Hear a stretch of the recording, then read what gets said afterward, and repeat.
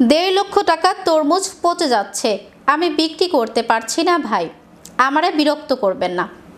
ওই কিরে মধু মধু, এমনই মজাদার স্লোগান দিয়ে তরমুজ বিক্রি করে ভাইরাল হন রনি। তবে সেই ভাইরালই কাল হলো রনির। বিস্তারিত থাকছে নেক্সট রিপোর্টে।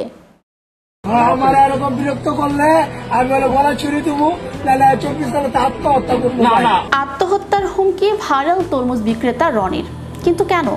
ওই কিরে মধু মধু, এমনই মজাদার স্লোগান দিয়ে তরমুজ বিক্রি করে ভাইরাল হন মোহাম্মদ রনি। তবে ভাইরাল হওয়ার পর সেই রনি এখন তরমুজ বিক্রি নিয়ে পড়েছেন বিপাকে। লোকে বলে রে আমি নাকি রাজধানী ঢাকার কারওয়ান বাজারের ওই কিরে মধু মধু রসমালাই প্রভৃতি মজাদার স্লোগান দিয়ে তরমুজ বিক্রি করে ভাইরাল হন মোহাম্মদ রনি। জানা যায়, একজন কন্টেন্ট ক্রিয়েটর তার ভিডিও সোশ্যাল মিডিয়ায় পোস্ট করলে ব্যাপক শেয়ার হয়। তবে ভাইরাল হওয়ার পর সেই রনি এখন তরমুজ বিক্রি নিয়ে পড়েছেন বিপাকে। আমার 4 লক্ষ টাকার মাল ভাই।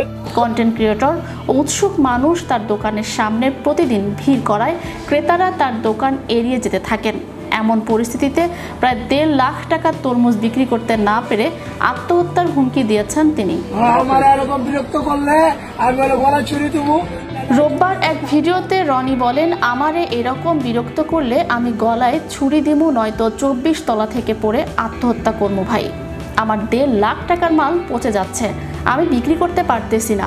তিনি আরো বলেন, আমি তো ভিডিও করার জন্য না বলি নাই। তিনি কান্না জড়িত কণ্ঠে অনুরোধ করে বলেন, আমারে বিরক্ত করবেন না ভাই।